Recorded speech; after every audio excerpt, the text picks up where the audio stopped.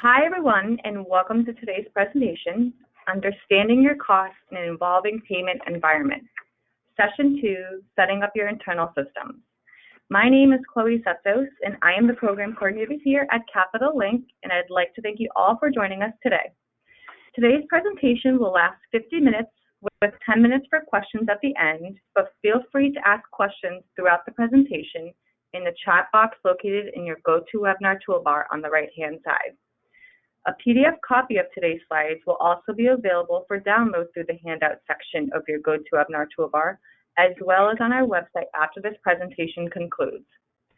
Today's speakers are David Kleiber, who is our project consultant here at Capital Link, and Robert Urquhart, consultant retired FQHC, CFO. With that said, I'll turn it over to Dave to get started. Great, thanks, Chloe. Appreciate it. Welcome everyone to this presentation. Hopefully it's a welcome back, because I'm hoping that most of you attended the first one of these. And as you may know, there's two more to go after this. So this is a progressive presentation we're doing here to get you through the concept of allocating your costs, how to do it in the current environment, and then onto a value-based payment environment and how that will change.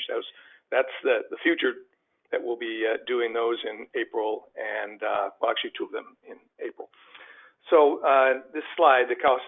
If you were with us last time, then we talked about cost allocation, getting the basics right, and that was a presentation largely based on a publication that NAC had done and we had updated, Capital Link had updated, called Cost Per Visit: Measuring Health Center Performance, and that is available. I'll remind everyone for free, for downloading at Capital Link's website under resources or publications.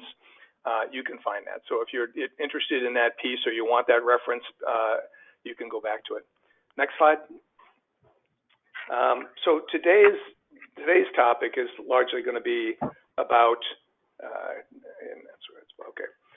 setting up your internal systems. So this is going to be a little bit granular, which is intentional, and a lot of this is going to be Bob, who with 20 years of experience as a CFO at a FQHC, is going to be going through the systems he set up at his FQHC in order to be able to generate the reporting that we're going to be talking about in sessions 3 and 4.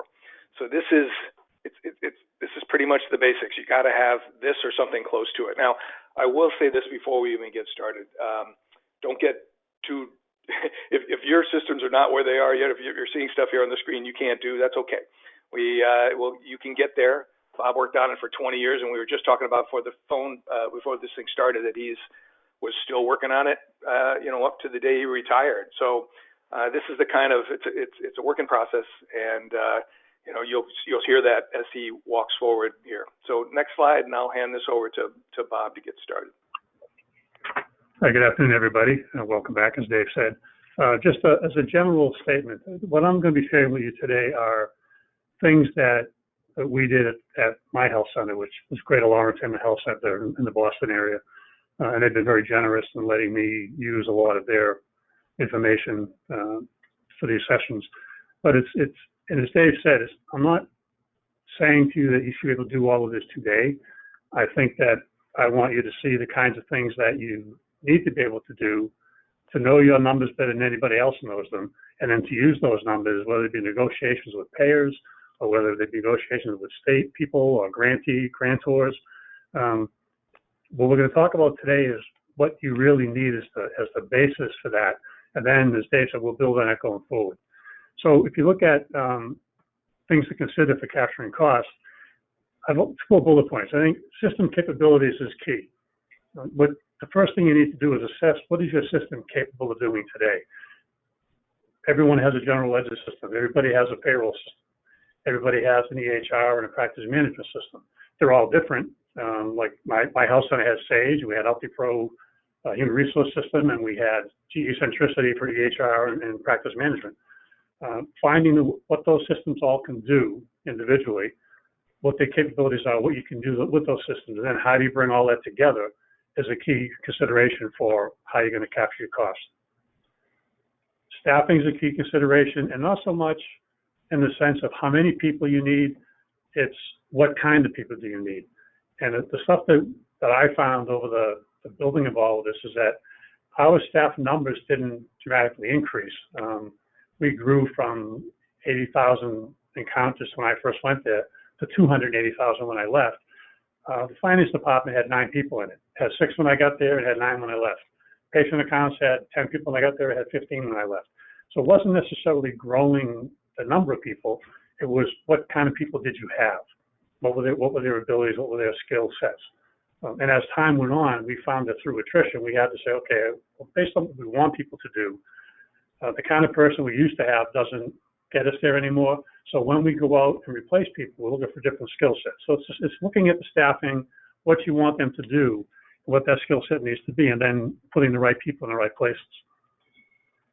Organizational commitment is key. I think that if you don't have the buy-in from the senior leaders that running your health center using this kind of detailed cost data and the kind of statistics we're going to talk about, then it's going to be a real uphill battle for the finance group.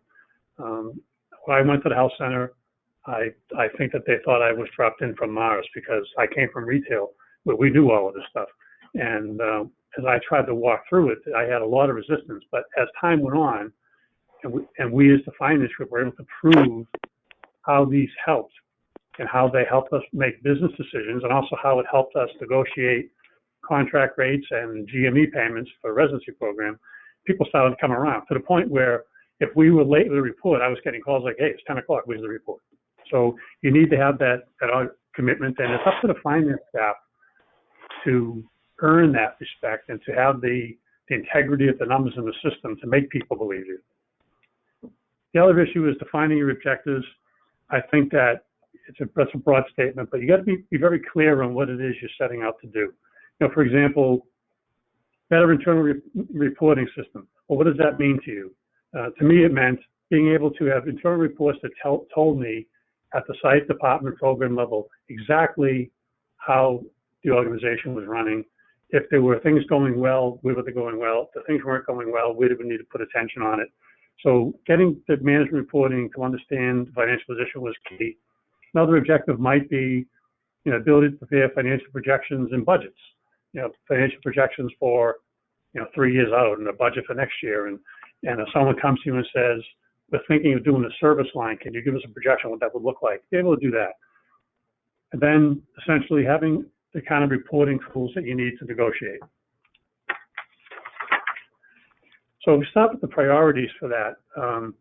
Start with the general ledger and chart of accounts, because this is where it all starts. And this is kind of repetition from the first session, but this is where it all starts. Capturing cost at the most detailed level is important in the sense that if you're too high and you see numbers, you can't drill down enough to make decisions.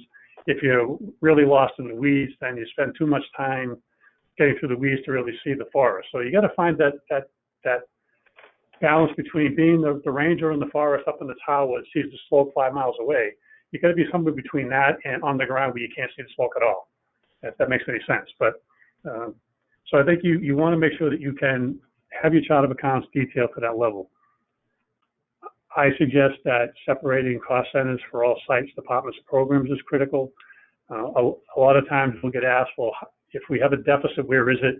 If we have a surplus, where is it? Do we want to invest more money in a program? Well, how's that program doing now? You need to be able to get there to do that. Making sure that your accounts payable module is set up so that what's happening there is the same as in your chart of accounts, so that data feeds over seamlessly. Most of this stuff is going to come through. We had Sage General Ledger, an entry in accounts payable was made and went directly to General Ledger after it went through an edit process. So you got to make sure that those two things are in sync and that you can directly bill costs to the cost centers you want to be able to make decisions on. And obviously, you're going to see this on almost every slide, developing reports for analysis. At the end of this, we'll talk about some reports that we used, but it's not meant to be a be-all, end-all list, but having the reports you need to interpret all this data is a critical piece. The next couple of slides I won't spend a lot of time on, but I just want to give you an example of the chart of accounts at a summary level. that we use. And the first page shows you the balance sheet accounts, cash, and the second page accounts receivable, and then the third page showing some of the expense side, the salaries and the fringe benefits. These were all broken out this way for every site, every program, every department. And then behind this, there were sub-accounts that rolled up to those. So you could see if fringe benefits was over on the budget, you could look at the sub-accounts and find out was it because your unemployment taxes were up, was it because your FICA wasn't right? You had that detail to go to. So at the end of the session, probably at the end of all those sessions, we're putting together a toolkit or a library, if you want to call it that, of some of these tools. And what there will be in there is a detailed chart of accounts that will have this, and then the detail behind that, so you can clearly see how all of that would go together. So, Bob, what's the status indicate in that column, the A? The status means it's an active account, so that means you can post to it. If you see an I, which you see on the second page, a couple of I's, those are inactive, and they're inactive. No one can post to them, but they stay on the chart of accounts because there's history there, and we want to be able to look at the history if we need to. So those are the main things, active and inactive. And the designation code basically says on the first page is a cash account, the first group. The second is accounts receivable. And then when you go to the third page, you see there's a salary fringe. At the bottom, PGS, there's program expenses. So those designation codes go with the status, and then they also link to the account code and the detailed chart of accounts. Great. That make sense? Yep, that's good. Thanks. And, all right, and behind that is a sample reporting pyramid. And all I'm trying to do here is show you that if you have your chart of accounts set up the way we've just talked about, this happens to be the Haverhill Street site, and this is the clinical/medical part of the Haverhill Street site.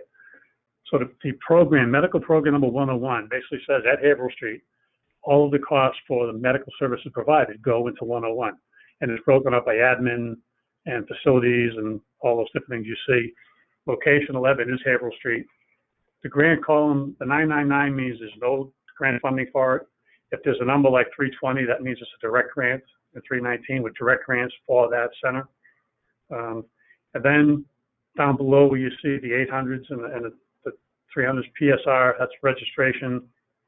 Social services is family social services. So it's just kind of how you can take the chart of accounts and roll it up to run reports at this level. The next one is the same thing, but it's behavioral health. But behavioral health is a hot topic for everybody in the health center world.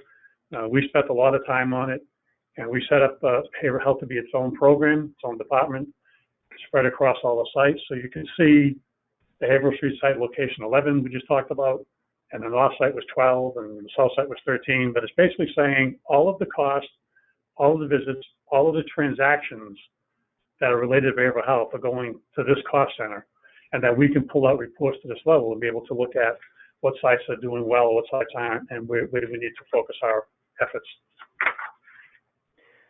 So, Bob, you must have some detail on the cost of accounts, that chart of accounts that allows you to roll this up to that. So each one of those line items we saw in those very busy chart of account slides has a location associated with it. Yeah. The level below that, the chart of accounts I showed you was like a summary chart of accounts. Below that, there's a sub account listing that would say for salaries, whatever the salary number is. Behind that, there's a series of sub accounts for salaries by every site, program, department, the organization.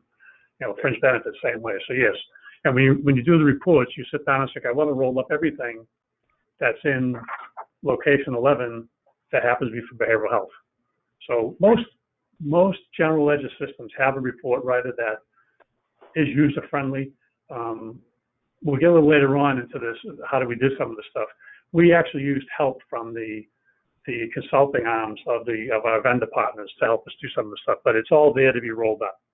And it's basically do it one time, get it the way you want it, and then you just run it. It's not an ongoing every month you got to go through all of this. Does that answer the question, Dave? Yeah, that's great. Thanks. Good.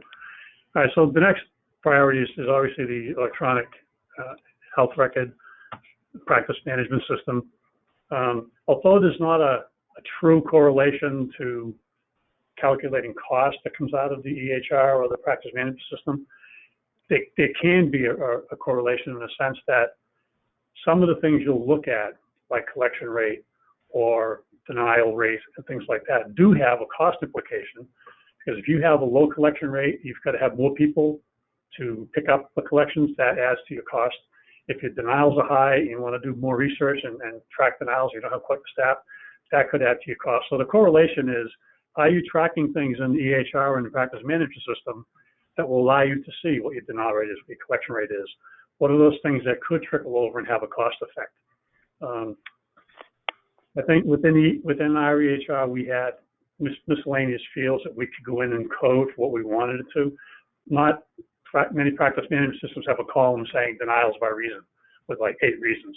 We used all the miscellaneous codes to do that. The same with determining how our registration folks are doing. Were we registering patients right? Were our denials linked to poor registration practices, meaning we weren't verifying insurance, so we were making sure it was our patient actually belonged to our practice. So these things can link over and have an impact on your cost if you're not looking at them. So I guess that's the message to carry away from here. Behind this is a report that's called Collection Rate Analysis. I just wanted you to see the sample of the kind of information you can get out of your EMR and your practice management system. We use this to tell us how we were doing collection-wise. And the message here is, if you look at the third column over, called expected amount, that was actually what based on our contracted rates with these payers listed, that's what the revenue we expected to get was. The next column is what did we actually get paid. And then the next column after that was what was denied for that payer for that period. In this particular example, there's an 82% collection rate, a 5% denial rate. We fluctuated back and forth on this. This was through, I think, December 31st of like 2018, something like that. But our collection rate went from 82% to over 90 because we focused on this information and what we weren't getting paid and why. It was at denials, it was a front end. We did a lot of work to get us. When I left, we were about 91%. That's just an example of what you can do, and there's many other things that you'll see as we go further into this and get into the toolkit, tracking denials by reason and stuff like that. You'll be able to see a lot of things that can help on the cost side.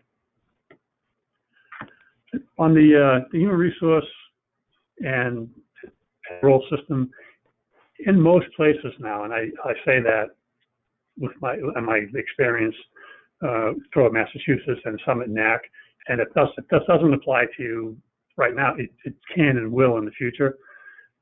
Our system was called UltiPro, and it started off with when you hired an employee, where were they going to go? Their account was assigned by HR, and they knew where they needed to go, what those were. They tracked relative to the payroll system. So you want to make sure that all of those things, the human resource side of the system, the payroll side of the system, are all talking to each other, all have the same setup, because that's all going to go to the general ledger at the detail level that you want it to. You want to make sure that you can track hours by type of hours. And that's important because you're going to use the types of hours for different things in different ways, so which we'll talk about a little later. Make sure that you can calculate and know what your FTEs are. Make sure you know what the head count is. So if you have 600 employees, how many FTEs is that really? Because in some calculations, it's more important to know the FTEs than the head count. So you have to make sure that your system has all of that and that it can carry over to the payroll system. Now, I know ADP is one of the big payroll systems out there. Ceridian is another big payroll system out there. UltiPro, I know that they all do this, and I don't know what all of you on this call have, but if you go back to the first slide, what can your systems do? You know, that's what you got to find out. Whatever your payroll system is, what can it allow you to do? And you may come back and say, well, my system doesn't allow me to do that. I really want to do that. I might have to look at a project to change my system, upgrade my system, which is one of those things that we went through. We changed payroll systems twice, and we changed GL once, and we changed practice management systems 3 times in my time there, all to try to improve the ability to do these things. And Bob, as you and I chatted at one point, it's when you do those transitions, when you find yourself in that position that you need to get a new system, that's the time to be negotiating with those vendors for their help in getting you the reports you want. So if you gone out of the system and it won't come out, and that's part of the reason you're switching. Don't be shy about, making that part of the deal. That's when your vendor's the hungriest, right? So that's the time to be trying to get the most out of them in the way of, I'll say, quote unquote, free work. But otherwise, you end up doing this yourself. I don't know, Bob, did you end up doing a lot of these integrations between these systems, try to do it yourself, or how did that work? No, we worked with our vendor partners to do that. Only because, like all health centers, I think I said earlier, when I left, there were 9 people in finance and 10 or 12 people in patient accounts. And when I go way back to when I first started all this stuff, there were like 3 people in the room in finance. So we didn't have a lot of resources, like many of you on this call don't have a lot of resources. So you got to use your internal resources wisely and then take advantage of what is out there for you. And Dave's point, if I was going to go off, when we did this with our electronic health record, when we switched to GE Centricity, we had a very detailed conversion plan, and one whole section was on what reports do we want to see, and how often do we want to see them, what information we want to see. And we sat with their consulting and report writing on and had them design all of that for us. And then it became a plug and play. You put them in, and every month they're in. You told them what the day's parameters were, and pulled the data and put them into it. So, yeah, I think I have a slide later on to talk about how can you use outsourced resources to get this stuff done. The types of hours, they're pretty straightforward: regular overtime, vacation, sick, personal. I think everyone's familiar with those.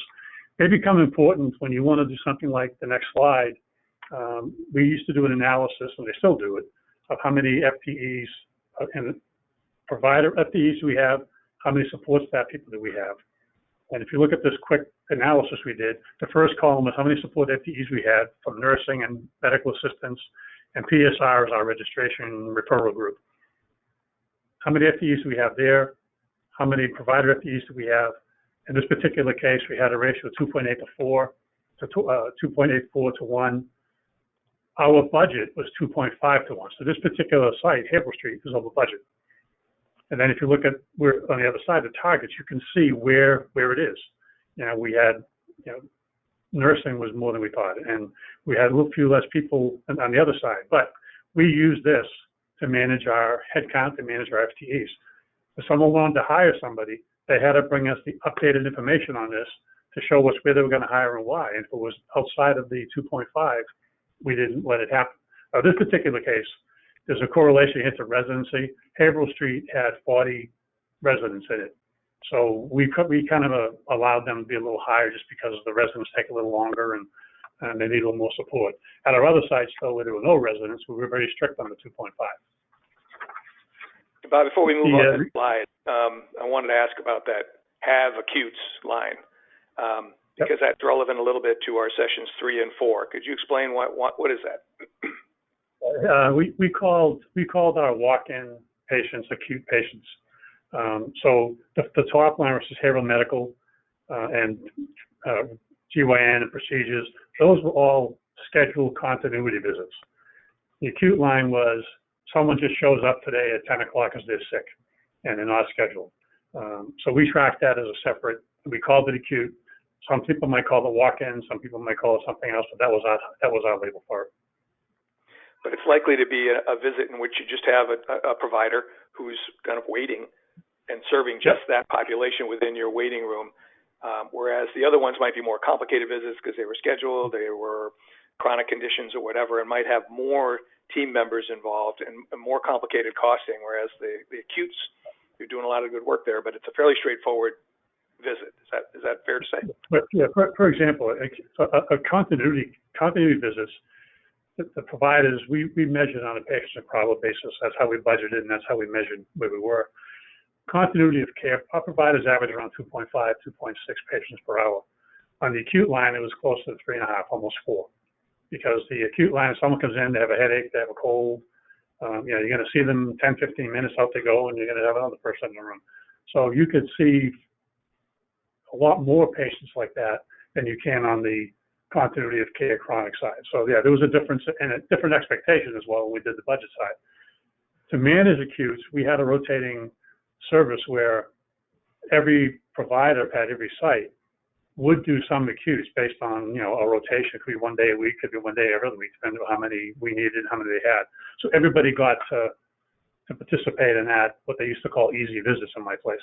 But that's why I didn't say that, they did. Right. That also tied to their, you mentioned at one point that tied to their incentive plan too, so it's good to build up some visits. So everything works with everything here. Yes, it did. Behind that is a statistical dashboard example, and this is a report that we found to be really, really great.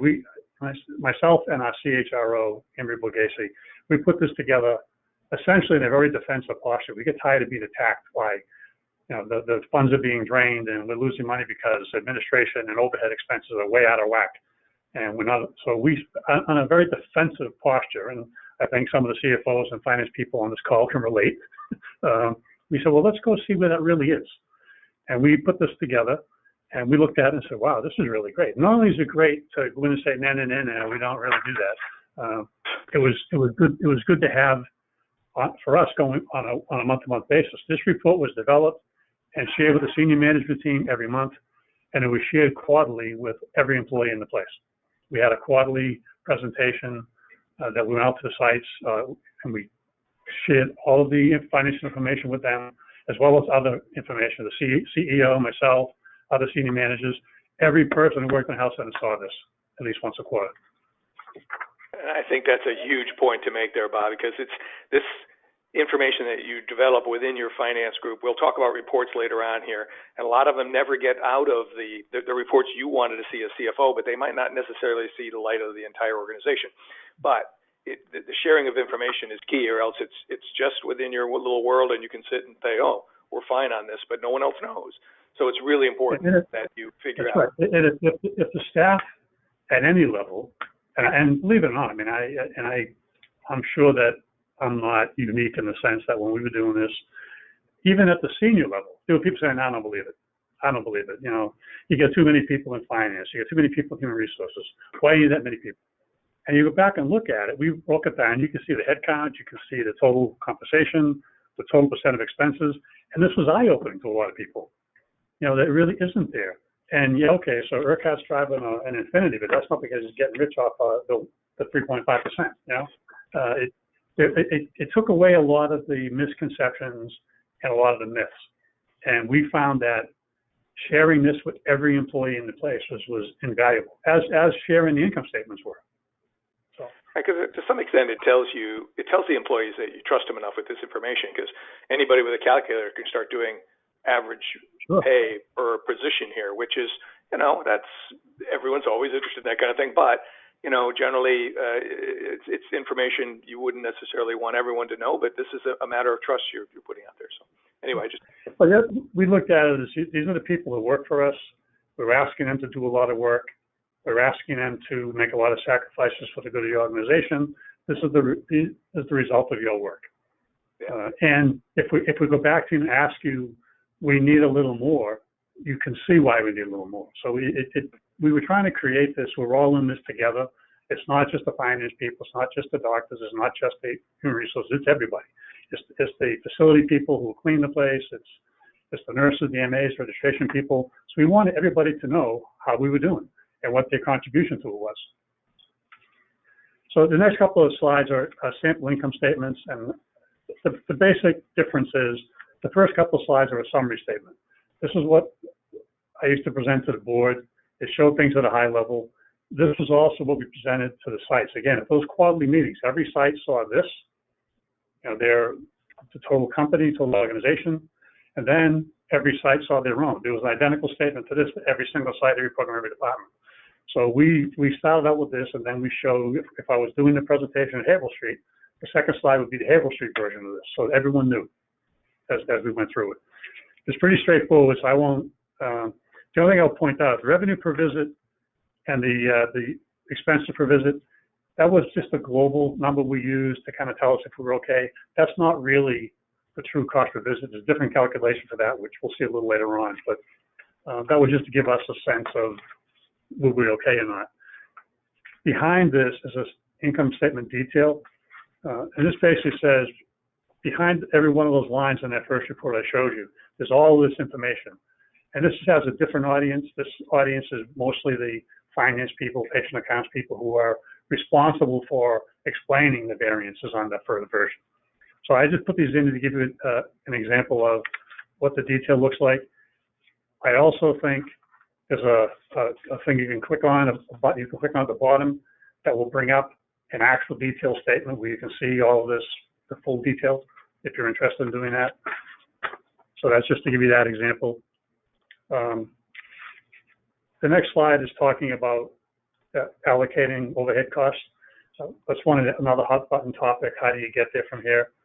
Well, we tracked all of our overhead centers, had their own income statements and everything went there. And then we allocated to the sites and to the programs and departments based on whether their costs are variable to visits.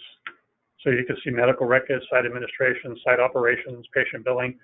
These things, the staffing is all kind of variable to visits, so we allocate the cost variable to visits, the admin cost. Facility overhead went by square footage. Every year we went out and we updated our floor plans to make sure that the square footage was the same. If it changed, we changed it. And then we allocated facility overhead that was not directly charged to the site, and that's an important differentiation. We were able to charge a lot of stuff directly to the site. This was for facility overhead.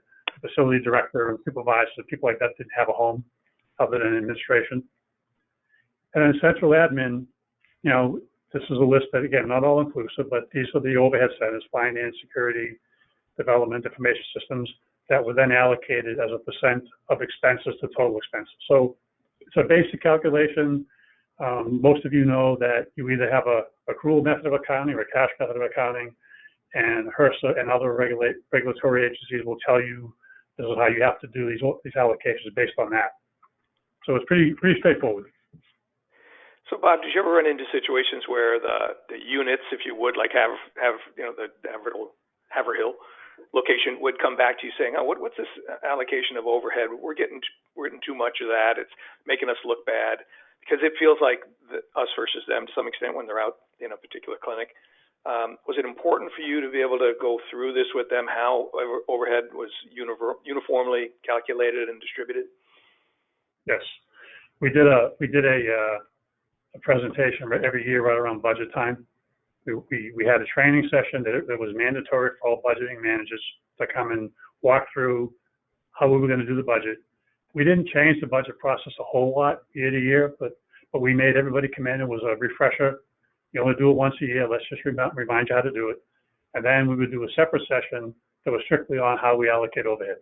And we'd walk them through that and show them how, so that when they're doing their budgets and looking at how we're going to go through the year, they knew how we did all of this. Because you're right, Dave. There was a lot of that. Well, it's not fair. I get too many allocations. How come West doesn't get as many? Yeah. Well, look at your expenses. Look at your expenses as a total as compared to West. Your expenses are double, so of course you're going to get more allocations. So it was always a balancing game, and the challenge was always, well, how do we know?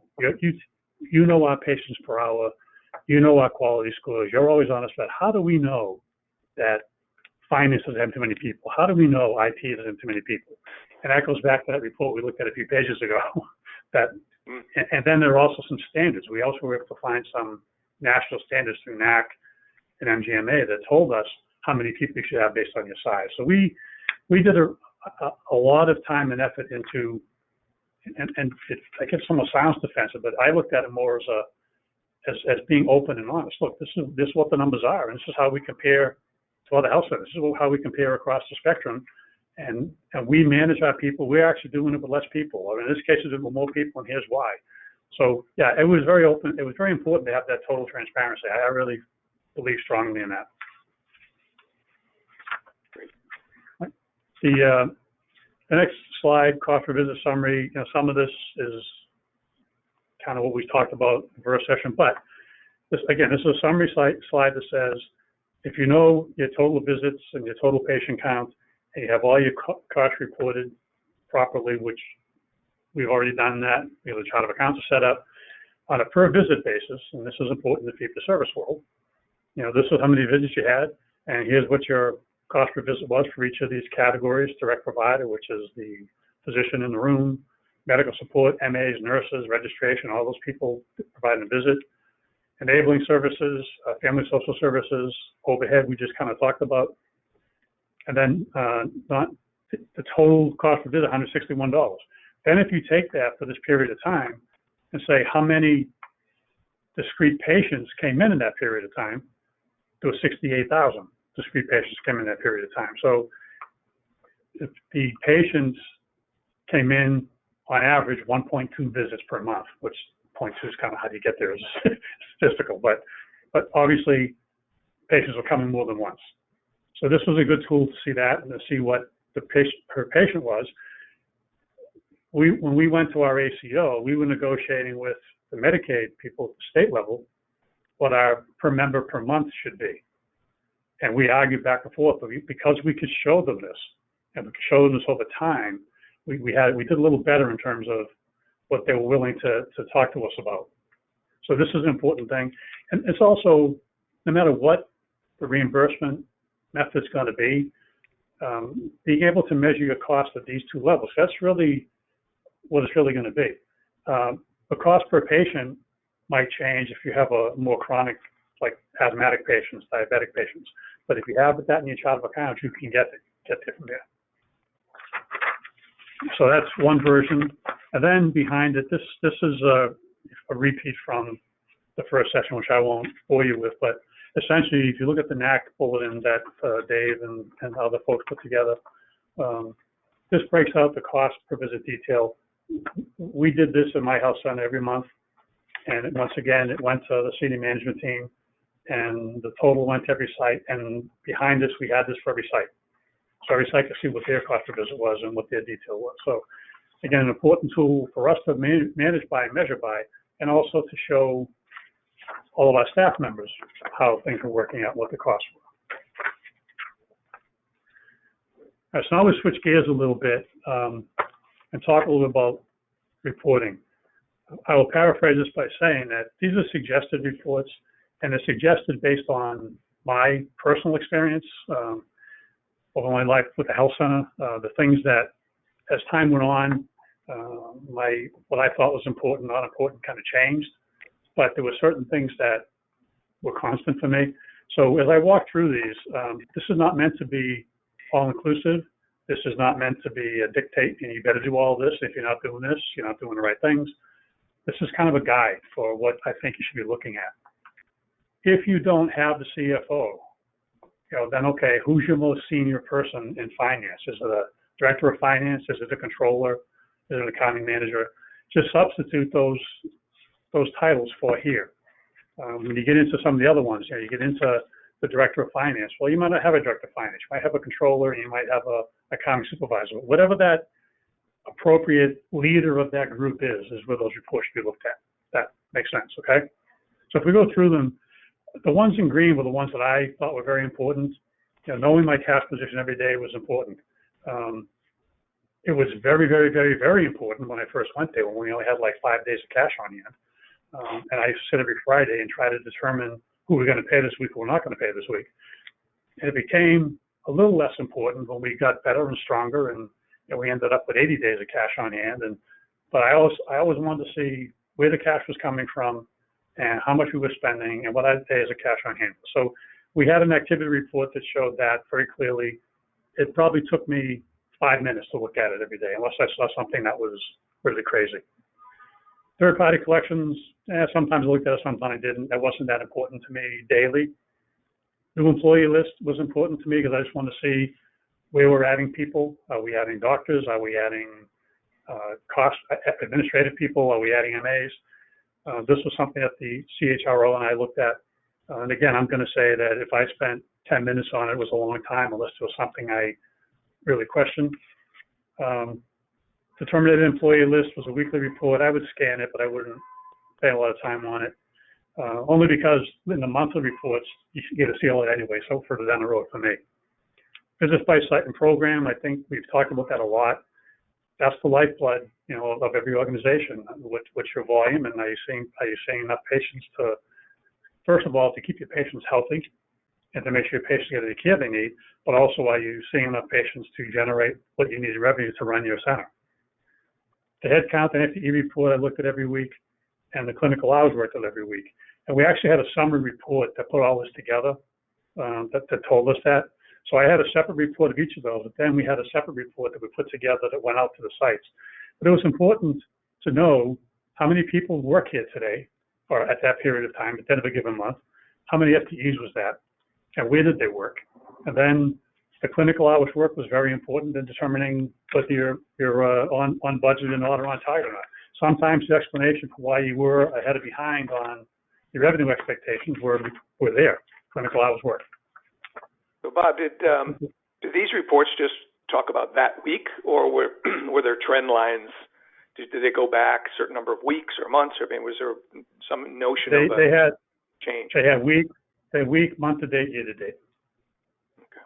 Where appropriate. The first one, the cash report, was a snapshot.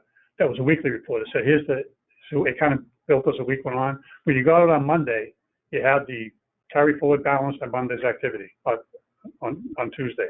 When you got it on Wednesday, you had Monday and Tuesday. So it kind of rolled forward to the end of the week.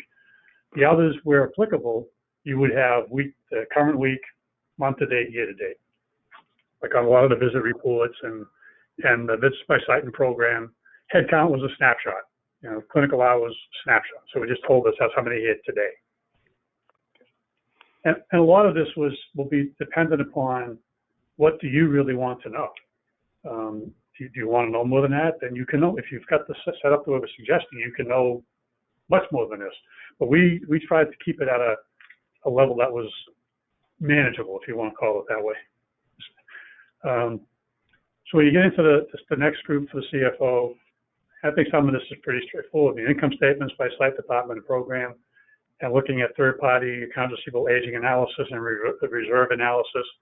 I probably spent a half a day to a full day on this because there was a lot of information here, a lot of analysis on why we over budget, why we under budget, what are we doing about it, are we aging our receivables properly, do we have everything fully reserved? And then this analysis then turned into the board report. I used to use all of this to generate the report I sent to the board of directors. So I would spend at least a day, a full day, half a day to a full day looking at all of this. If you look at the next two, the denials report and the collections report, you saw the collection report a little earlier. That's one of the versions. The denials report, we had a pretty extensive report that showed us by payer, by reason, and we broke it into two sections, the ones we could do something about and the ones we couldn't. The ones we could do something about would be we weren't verifying insurance, or we weren't making sure it was our patient, or we were filing too late, so therefore was being denied because we passed the billing deadline. Some of the other ones that we couldn't do anything about would be, in our state, Medicaid has this thing called emergency services only, where if a patient presents to you and they're on that emergency services only Medicaid version, and you see them in the clinic, they're not going to pay you. What you're supposed to do, which makes no sense to most of us, what they expect you to do is send that person to the emergency room, where, by the way, it will cost 3 times as much to see them. But that was actually an insurance bucket here. So we would look at it for those kinds of things. Statistical summary and the cost per visit, we just kind of walked through that. So when I look at all the reports I looked at, I was kind of testing my memory and a lot of this stuff. This did not take a whole lot of time. I mean, if I add it all together, it might have been 3 days of my time over the course of a month where I was looking at this kind of information on these reports. There were probably 5 or 6 other on request reports. Based on something I would see here, I have this guy, Jason, who was a wizard. I would call him and say, hey, I'm looking at this. I don't like what it looks like. Could you do this and find this out? And behind this, there'd be another report that he would run for me that he could run for me to help me answer that question. So the CFO reports, like I said, if you don't have a CFO, whoever your lead finance person is, whatever that title is, who you might want to have look for stuff. The director of finance reports, everything on that CFO list, the director of finance or the lead finance person is going to see anyway because they're generating a lot of it. And there's probably some scrub of the numbers, a pass of the numbers there. Not maybe the analytical level that the CFO lead person might go through, but they're going to touch all the stuff to see it as well as just part of them doing their jobs. But specifically, I think the director of finance or the lead finance person needs to look at journal entry reports. Are we putting the right things in the right places? as silly as it sounds, to the debit to credit balance, and every now and then they don't. So what's wrong here? Cash receipts in the person's report. Cash is obviously the lifeblood. So these things in this director of finance are what I had my people look at, as well as anything in that first list that they were generating. The patient accounts director, and again, if you don't have a patient accounts director, you might have a building supervisor, you might have a lead building person. When I first went to the health center, we had a building supervisor, and then we brought in a building manager, building supervisor, and then we upgraded the manager's job to a director of patient accounts, a supervisor of patient accounts, and a revenue cycle manager. And we built those out as you went. But that was caused by growth and the need for more analysis. But if you have whoever your lead person is in patient accounts should be looking at the collections daily. Is someone looking at what we're getting paid? Is someone chasing what we don't get paid? The collection system that we had on GE Centricity, they had like a worksheet, if you will. Everybody was designated to certain payers.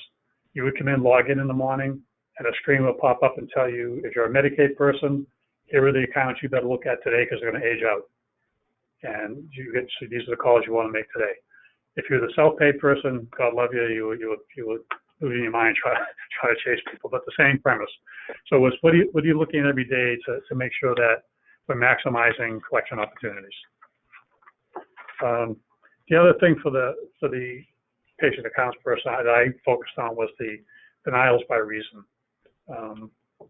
I told Dave a story when I first went to health center. They first gave me patient accounts in year 2. As a retail guy, what did I know?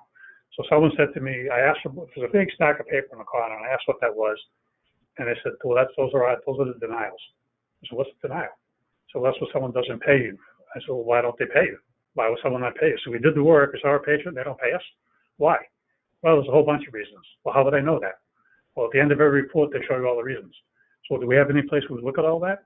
And the answer was no. So we spent probably 2 months, brought some temps in, and we took all of those denials and broke them up by payer and broke them up by reason. And then what I learned was, hey, we can prevent some of this. If we verify insurance up front, which we weren't doing when I first went there, we can avoid these being denied for not being properly insured. If we verify that this is really our patient, and if they want to be seen here, then today you have to switch your primary care physician to become one of our patients. If not, can't help you. Unless your arm's hanging off or you've got some real serious medical issue, we can't help you much. Or we see you today, but we won't see you past that because we can bill health safety net kind of thing. So this denials by reason, I will tell you, we took our days in AR from 188 down to 60. And that's what it was 188 back in 2003. We took it down to 60, and when I left the health center, it was around 48. Our collection rate went from right about 50% to 80s and into the 90s. Our front-end errors and things like that reduced from 44% to 5%, all by looking at this. And then we developed a training program, a 5-day training program. If someone was hired to work on our registration area, they had to go through a 5-day training to go through all the things that we expected them to be able to do so we could reduce denials and improve patient access and improve patient. The front-end person is the first person most of the time that is interacting with the patient. We wanted them to understand everything they need to do. So that report by itself was probably the most critical thing that we did to help us turn our fortunes around. And the period of time I'm talking about, we had posted a deficit of about $880,000 for that year. And we had to tear everything apart. And this particular thing was probably the single best thing we ever did, was understanding that better. So, but when you started, this was not a monthly report. This was a daily report. It sounds like, because you had to focus the light on it. This was a no report. The procedure was you bill and you get a denial. When you got the denial, you rebuild the denial. Just rebuild it. And if you got denied a second time for that same thing, you just rebuild it. You kept rebuilding, and I kept saying, well, how many times can you rebuild it before they pay you? And the answer I got was, well, if it's for this kind of thing, they're never going to pay you. I said, so why did we rebuild it? So we had a lot of training to do. a lot of and training for me, by the way, as a retail guy, I was like, I don't understand this.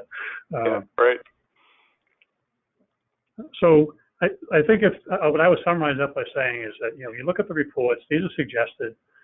There's probably many other things, and depending on what's happening in your health center. If you have a real issue in patient accounts, you might want to focus more heavily on the collection reports and the denial reports and the front-end management reports. If that's all working well and you're over budget on salary, you might want to drill down and look at where are those happening, where are we overstaffed, and what are you going to do about it? So you might change some of these reports, you might not never look at some of them, you might add some of them based on the needs of your center. Okay, so are we doing okay for time? Yeah. Yeah, you're doing good. Okay. All right, so I think that, the next couple of slides that talk about where the rubber meets the road, so to speak, what are the obstacles to doing all of this?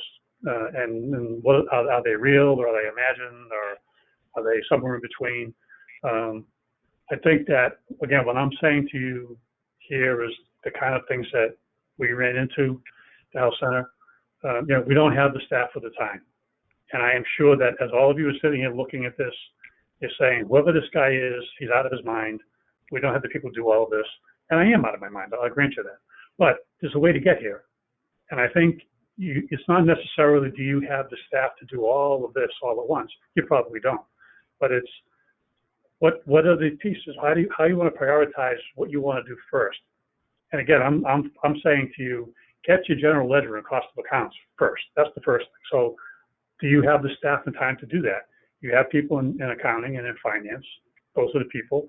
And you have people in IT that can help you with that. So there are ways to get there. And the next slide, we'll talk about that a little bit. We don't have the systems to do this. And I think that might be true in many cases. Go all the way back to the first slide. One of the first things you have to do is make an assessment of your systems. What will your general ledger do? What will your payroll/HR system do? And then how, based on your objectives, what you want to get out of them, how do you work with them? How do you make them get you what you want? So yeah, you have to do kind of a systems analysis. I think one of the things that I told Dave in one of our conversations, when we were looking at this analysis to EHR, we wanted to track all these denials, whatever. Well, we found out by looking at the system, some of the stuff wasn't there. But by talking to our vendor partner, we said, well, there's like 15 or 20 unused fields that are just labeled miscellaneous. You can label them any way you want to and put the data in there and use it that way. So what will your systems allow you to do, the current systems? I'm also going to say something you probably don't want to hear, which is as you grow and as things change and as requirements change, you may be looking at having to bite the bullet and doing a new general ledger system or doing a new EHRs. As I told you, we changed payroll systems 3 times when I was there. We went from a ADP to a really nice system that we loved. Then ADP bought that company, and they brought it back to ADP, which made me mad because we went backwards. And then we switched to AltiPro, which was a really robust human resource system. It started from the time a person applied, it went into the system, and it tracked them all the way through, including performance evaluations, including education. If someone went and got their MBA or someone went and got a certificate, it was all there. So as a manager, I could call up my staff and I could see what the performance ratings were. I could see who just finished school. So what can your system do? What do you want it to do? And then you might have to step back and say, we might have to do that. But that's an assessment that each center has to make. The next one, well, we don't capture costs at the level you're talking about, and some of you might not. But I would propose to you that to go forward in the changing environment where reimbursements are changing and the whole healthcare world is changing, capturing costs at the level that I'm proposing to you is going to be more critical than perhaps it ever has been. Because let's face it, the payers, whether it be Medicaid, whether it be private payers, they're not looking to help you make more money. They're looking to help them keep money. They're looking to make money for themselves. And they're looking to do that by reducing what they pay you. Your ability to prove to all of these people, this is what I need to make my business healthy, is critical. So if you don't capture it at the detail level, you're going to lose a lot of those battles because you're not going to have any credibility. A quick story, I used this information with our residency program. The state reduced it graduate medical education payments, just wipe them off the health centers, wipe them up.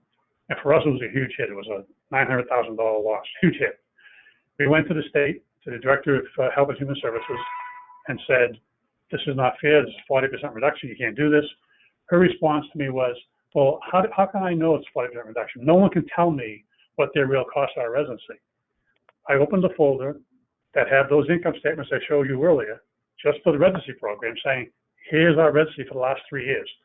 It costs us $280,000 a year to teach a resident, and we're getting $180,000 a year in reimbursement. We're losing $100,000 a year for every doctor we train.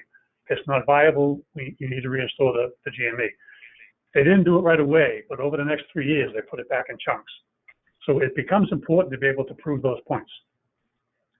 And then not seeing a revalue return on investment. The example I just gave you was one of the many successes that we had. We were able to negotiate with Medicaid and our Mass Health people. When they were the first 5 or 6 years, we negotiated with them every year based on our cost report costs, these costs. Cost reports can be kind of a funny thing, but that's a whole different topic. But these costs, and then we tied it to the index, the medical index rate and the consumer price index increases. All this helped us get there from there. All of this information helped us make better decisions on keeping a program, not keeping a program, expanding a program, not expanding a program. So I think that you might not see it on day one, but you'll certainly see it over time. The approaches to overcoming the obstacles, we touched on this a little bit. Outsourcing work, I think is a really good way to do it.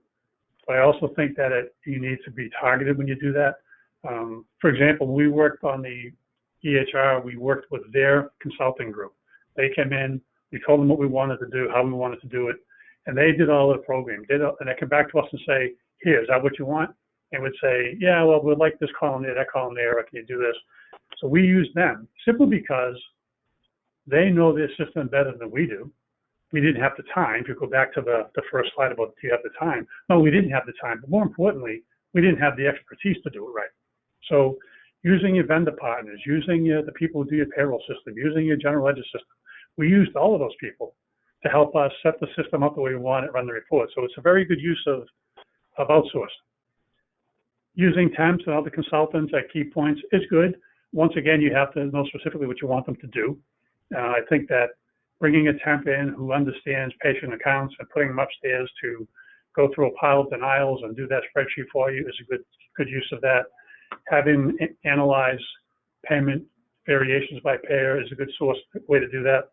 But knowing what you want them to do, what the skill level needs to be, you can use temps for other consultants. I don't think you can go out to a basic temp company with someone with no accounting experience and say, sit down and do this. So again, it becomes targeted. Other approaches are protected time for the team to do the work. I know that that's a hard one, but we had project teams for all of these things. We had designated meeting times. Now, some of the meeting times were 8 o'clock in the morning. Some of them were 6 o'clock at night. Some of them were half a day on Saturday. But because we laid out what the plan was and where we are now, where we're going to get to, and why that was important, we had total team buy-in, and we protected that time. So if there was a slot between 8 and 11 for a team player to be there, their supervisor couldn't come in at 9:30. I need Jim to come up because someone couldn't come to work today. Sorry, someone else has to do that. Jim can't leave the room. And you have to be authorized for that. And my CEO, my first 18 years there, was a former CFO, so I had no trouble convincing him. The new CEO was very, very good, a health center guy. He basically said, okay, whatever you need. So you need to have that support by them, the senior managers, to say, we're protecting that time. In conjunction with that, you have to have a realistic plan.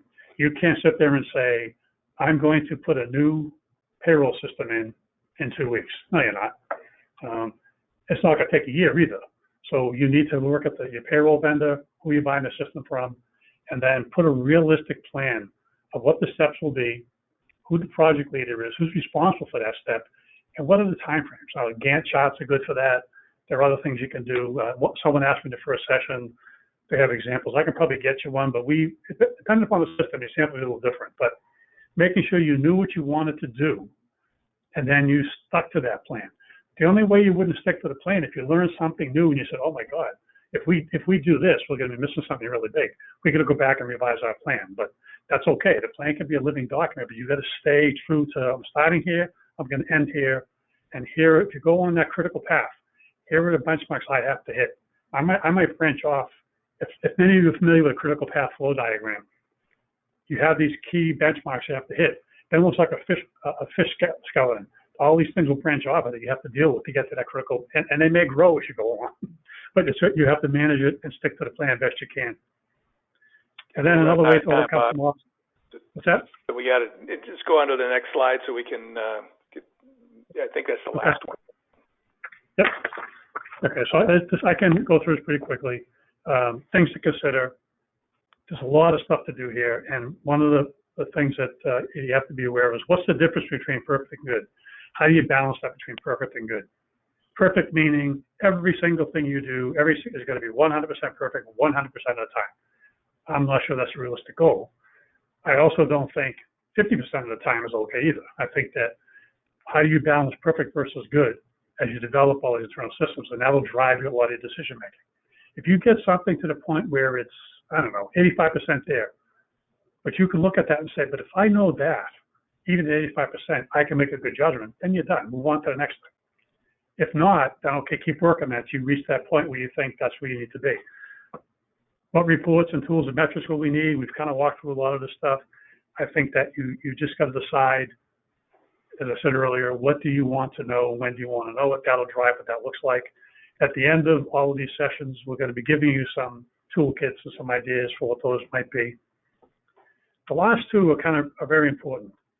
What will we teach our people? And our people being everybody in the health center. How are we going to teach them to appreciate the value of everything we're doing, how to use the information reports to make better decisions on a day-to-day basis to keep the health center in good financial shape, keep our patients healthy, make sure that we're finding that balance between, mission and margin. All health center people know that, right? Without mission, there's no margin. Without margin, there's no mission. It's the chicken or the egg, but you got to have both, and you got to find the balance between the two. And then, what specific training will your people need? You got to look at where you are today and where you're going to end up, and then what will your people need to be trained on. Again, this is where we use a lot of our vendor partners. We said, let's have a training session where the people from Sage come in and show us how to use how to post all general ledger stuff, how to use all the reports. Make sure that they get the full training they need so that they're very competent and very comfortable and confident in what they're doing. Well, okay, so I know that's a lot. I ran through a lot of stuff, but that's great. This is incredibly useful, I think, and you and I have gone over it a couple of times, and I still learn something every time we walk through it. I'm going to go to this penultimate slide, the sneak peek for our next session, number 3. And before I do that, I want to acknowledge I was remiss in not acknowledging that this whole presentation is put on with the assistance and the support of the Robert Wood Johnson Foundation through the Delta Center for a Thriving Safety Net, and that's John Snow. Their website for the Delta Center is on the following slide, which will be the last one. And I encourage you to go look and see what some of their work is. And that included a lot of it will be what we're talking about in the next 2 presentations. So quickly on this sneak peek, what we're going to be talking about, you've now seen how to do this cost accounting in a fee-for-service world. You've seen what's required in order to prep for that next phase of costing in a world where your reimbursements are much more complex. And that's what we're going to be moving on to. So we're going to be talking about what does it mean to be in a value-based payment system? How do you define it? How do your payers define it for you? And we're talking about how that's likely to be multi-layered, where we may never leave on some level the fee-for-service world, but we absolutely will be getting into more value-based, maybe shared savings or incentivized payments. So we'll talk about how you cost that and how it makes changes in your future management of your payers and your programs. So let's talk about how do you go about achieving those outcomes. If you're going to be an outcome-driven, value-driven organization suddenly, and people are telling you, you have to show these outcomes if we're going to pay you the additional amount, the extra money, then you got to know how to define that and how to accomplish it. So we'll be talking about the difference between acute care and chronic care and the clinical pathways. And then we'll talk about how to account for it. So there's the gold standard of time-driven activity-based costing, which we won't go a lot into, that we'll just talk about a little bit what it means. And more likely, there's going to be a simpler system that we'll be walking through to help you take some of the data you learned how to develop today and put it into some costing mechanisms so that you can approach those payers and say, we're getting the results you were looking for, and now we need to get the additional reimbursement. So thanks, everybody, for joining us today. And, of course, Dave, before you sign off. Yeah, go ahead. Hey, before we sign off, I want to say one thing. Looking at the screen now, there's not a lot of questions, but there's 4 or 5 questions up here, which I may have answered as we went through. I don't know. But I will review these with Dave, and we'll give you written responses in the next 24 to 36 hours to make sure that we answer those specific questions. Great. Thank you. It is our intent to leave time for questions, and we didn't quite get to that goal today. But your questions will not go into the void. We will respond to them. So if you have any, you still have time to type them in, or you can see on this last slide our direct information for contacting us or the Delta Center, and feel free to forward us your questions. And that's it for today. We'll look forward to hopefully you joining us in our next presentation. I believe it's in early April 1st. So you'll get that announcement here soon. Thanks, everybody. Thank you. Yes, thanks, Dave and Bob. And after you close out the session, you will be directed to a very brief survey, and we appreciate any feedback that you're able to provide. And as Bob and Dave mentioned, if you have any questions, please still ask throughout the GoTo chat box on your GoToWebinar toolbar, or you can definitely reach out to any of these names that are posted on this last slide. Thank you, everyone. Thank you.